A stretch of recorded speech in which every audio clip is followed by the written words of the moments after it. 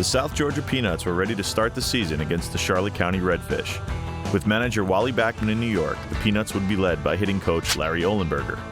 Opening day was already off to a rocky start as fans watched a skydiver crash behind the outfield fence while delivering the game ball. The skydiver was uninjured, and after a short delay, the season was underway.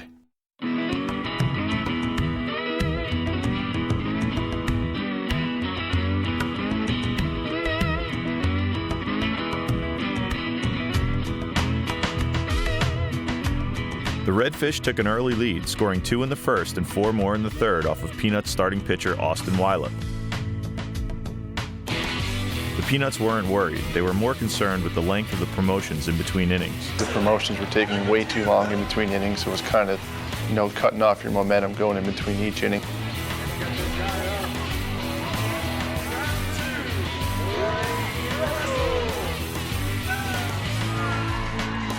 Acting manager Larry Ohlenberger was annoyed by the delay and concerned for the safety of the kids on the field.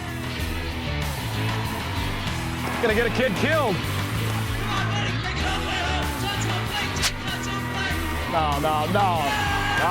Hey. Do you have any control on it or not? No, not me. No? Okay. You can't tell them to cut it off or anything? Well, if it gets real bad, I can shut it down, but... Obviously, being down by 5 runs early like that kind of curtailed a few things, and then they're kind of still doing their promotions while we're ready to play the game, and it was kind of disrupting things. The players were getting a little disturbed about it and stuff. Technically, once the game starts, the game belongs to the umpires. Because the umpires were too gullible to believe the Redfish people, and the Redfish people were taking advantage of the umpires. The gentlemen who were doing our promotions was their first time doing it, so they didn't necessarily know the pace of the game in between the innings. But that's certainly something you can correct after the fact. I don't know what they were doing. I mean, we're so far off their ass the first game, they didn't know what the hell was going on.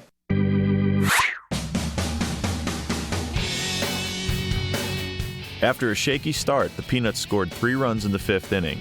They still trailed the Redfish by a score of 7-5, but they had runners in scoring position with first baseman Steve Butler coming to the plate. So we got a little rally going. We got guys on base, and poof, the lights go out. The light stanchion in left field had gone completely dark, leaving the field in shadows. Lights. Hey, it's opening night, right? What's up, John? It'll be back on, but they don't know, it's a matter of time. So, I don't know. I mean, to me, it's too dark. The GM asked me, I said, yeah, it's too dark, but I'll ask. The umpires thought it was too dark to play, but the Redfish wanted to keep playing. I don't see why the promotions take so long, and then the lights go out. They want to get the game going. Doesn't really make sense. Let me see here. Hey. You guys want to play it, or you want to wait for the lights to come on? Can you see, or is it too dark for you? I mean, how do you feel about it? Is it distracting back there at all, or can you see enough right here? All right. Let's try and get them on. Let's try and get the lights on. Yeah. Fine, no problem. Yeah. I thought it was too dark too. Let's try and get them on, huh, Jackie? Did they flip the switch back or not? I don't know anything about GM this. said they can get them back on, but you know how that is. You mean nobody's trying at this moment? All right, fans, we got a little delay here, so we're gonna have some fun. Is everybody up for that? We don't need lights to have some fun.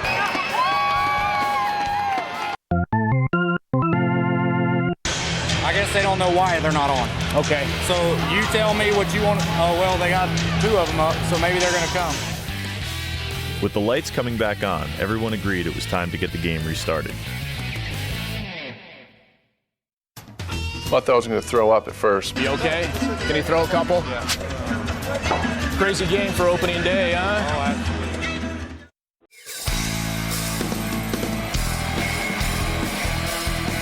With the lights back on, the Peanuts turned to rookie reliever Mike Calaccio to keep the game close. In addition to being his pro debut, this was Calaccio's first time on the mound since undergoing Tommy John surgery. Despite his inexperience, the Peanuts were relying on Calaccio as a spot starter and long reliever.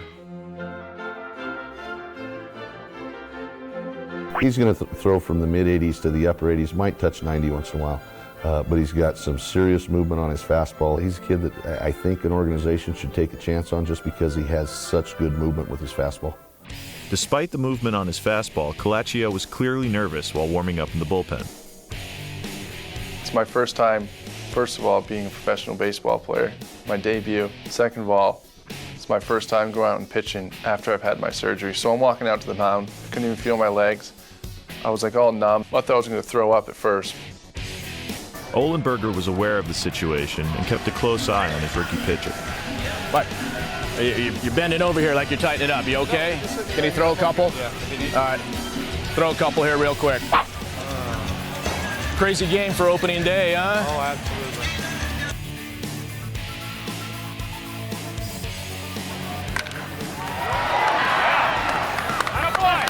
Colecchio's first inning of pro ball was a success as he recorded a 1-2-3 inning on only 7 pitches. It definitely felt really good to get out, in a real game situation, especially my professional baseball debut. Bringing in Colecchio, obviously, I think it was a big boost for Mike, and it was allowing our guys to feel that confidence back again, and that's all it took. The Peanuts tied it up in the 6th inning and added 3 more in the 8th and 2 in the 9th behind clutch hits from Steve Garabrants, Doc Brooks, and Steve Butler. Come on! Come on! Right there. I'll go now. It ain't over yet, but we're looking pretty good right now. Final score, Peanuts 12, Redfish 7. Clutch, baby. Okay, baby.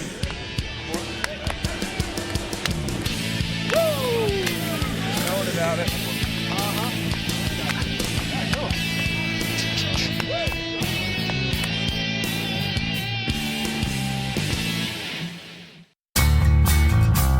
When the game was finished, we all went back to the clubhouse to go shower and get ready to go to the hotel. When we got in, there was no towels. We were dirty, we were smelly, and we were pissed off. I've never seen anything like that because that's just kind of automatic. Sometimes things just slip through the cracks. There were several things like having towels in the dugouts, towels in the locker rooms. To tell you the truth, even post-game spread slipped my mind. This place is a fucking joke. Cold pizza, no towels, no nothing. If the biggest problem we have is forgetting towels in the locker room, I think we did a pretty good job. It wasn't exactly the end of the world that we couldn't shower, but they really didn't get anything right.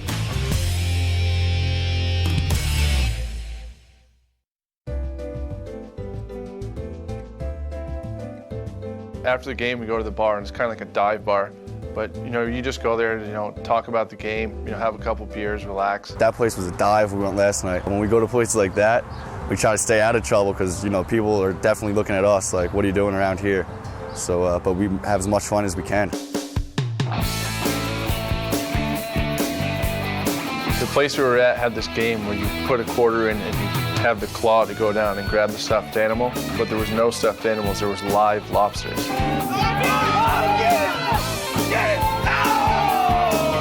The game was horrible, man. What were you supposed to do when you win the lobster? Put it in your pocket?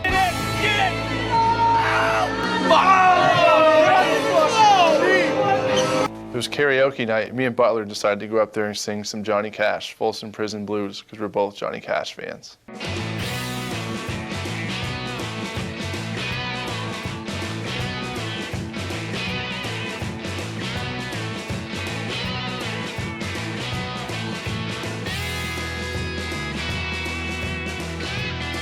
That was just fun. I mean, that's just being goofy, and you're not going to see any of those people again in your life. So you go out and you be goofy and you have fun. You try to break up the monotony of playing baseball. The same routine every day.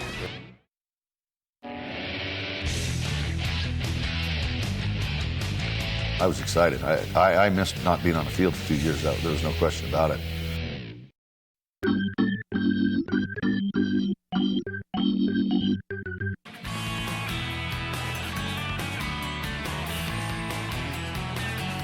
Following the confusion of opening day, the Peanuts left nothing to chance by bringing their own towels to the ballpark. Draw them today. The son of a bitches won't give us one, dude.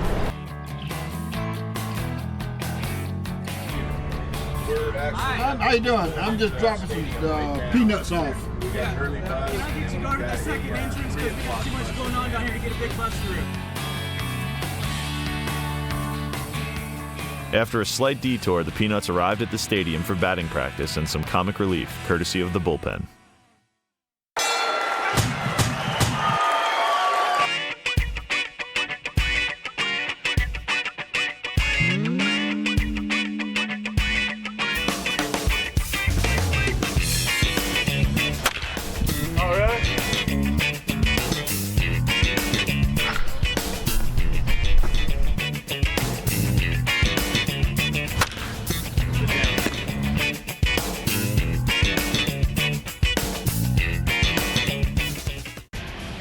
On the line. After missing opening day, manager Wally Backman rejoined the team.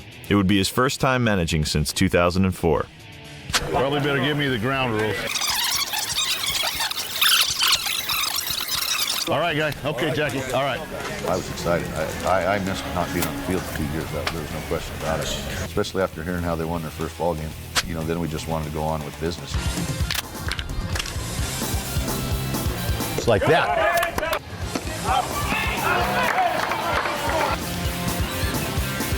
Go. Yeah, that boy. Joey. You're scoring easy, Joey. You're scoring easy. Go easy.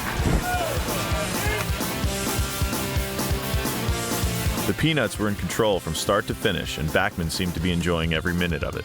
Every time that guy fell behind in the count, 1-0, 2-1, fastball in. He's coming in hard. Stevie, every time he went 2-1 count, he came inside on both those two hitters. Let Doc know too, hustle up. When that pitcher comes up slow, he throws home every fucking time. He just got that quick step. He's done it twice. I don't know if he does it still coming up.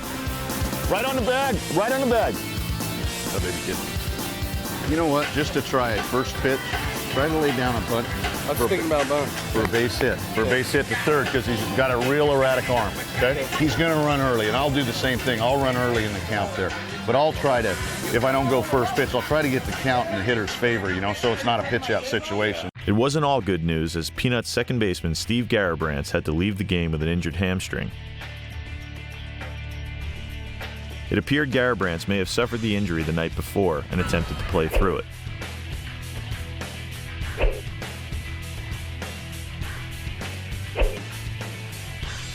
You all right?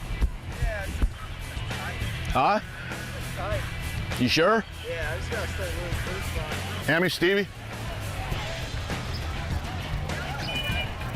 Hammy? Okay. Stevie! It was a tough break for Garabrandt, who had been cut by the Diamondbacks in spring training and was hoping to get back into affiliated ball. Butler for Garabrandt. Steve Garabrandt grades out as good as anybody. He's got speed. He's developed power. I had him in the Diamondback organization. He was a little smaller. He's gotten bigger. He's gotten stronger. I got Stevie graded as a major league utility player because he can play so many positions. Why don't you go ahead and take him in and get some ice on him? I got some out. Oh, you do? Okay. After the excitement of opening day, it was surprising to see just a few dozen fans at the final two games of the series. But the small crowds didn't limit the intensity of the Peanuts or their manager. Get through. Put it. Watch your throw. Watch your throw. Watch your throw. No! God damn it! That ain't even fucking close. That ain't even fucking close over there at first base. Fucking step by the goddamn bag. Fuck. Drive, man. Let's go, Tug. Jesus Christ. As soon as that bus starts moving, you're out like a light. Can I get a number 6? Large.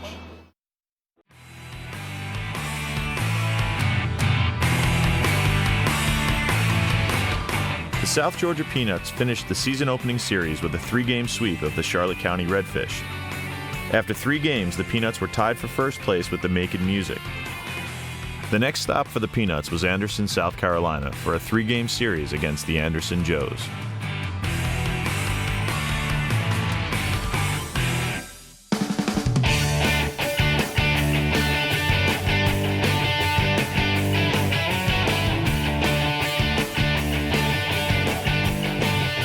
As soon as that bus starts moving, you're out like a light, and the next thing you know, you wake up and Talladega Nights is playing, you don't know where you are, and you're in some weird random truck stop where people give you the weird eye. I mean, the reason most guys do it, and the reason I do it, is because, you know, it's the love of the game. I mean, you grow up as a little kid, you know, wishing and hoping that you can be a major league ball player, and you know, to give up on that dream because of some discomfort riding the bus or where you stay at is a small reason, you know, to give up on something like that.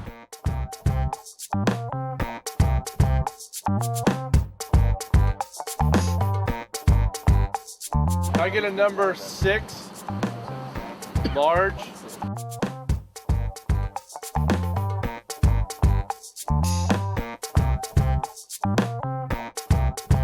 The team didn't seem to mind the long bus rides and fast food in small towns most of them had never heard of.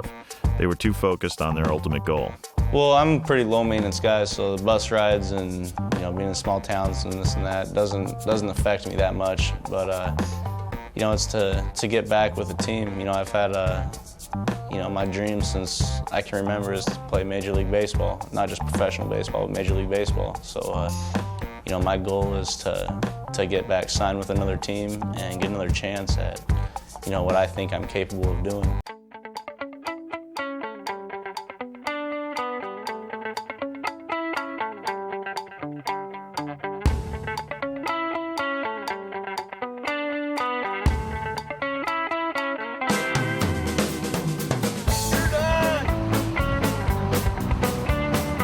So I'm playing the safe way, and I'm lighting off my bottle rockets in a can of Jolt Cola. Pat decides to come up with his bare hands and light off his fireworks. Pat's definitely he might have a couple screws loose in his dome, I don't know. Pat might not be like the sharpest knife in the drawer, but he did have enough common sense to use his non-throwing hand to hold these lit bottle rockets in.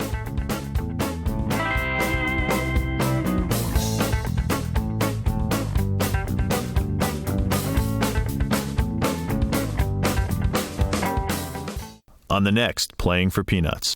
This field here, it's the worst field I ever played on, man. Never in my career, not 25 years of professional baseball, I've never seen him put the lime in the batter's box with a Coke cup. Come on, Brendan. Come on, come on, come on. You gotta go, kid. You gotta go, you gotta go. Gotta get down. Atta baby, you gotta get down.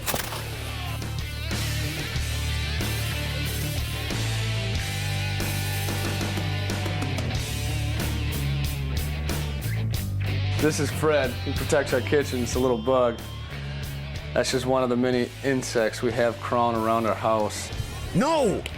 God damn it. We haven't had a hit since the fucking what? Yesterday. You should be embarrassed losing them cocksuckers. I'll tell you that right now. We are not a home run hitting fucking ball club. We steal bases, we hit and run, we bunt. So we gotta do the little things and make it fucking happen. Visit playingforpeanuts.com to watch deleted scenes and to order the DVD of this show.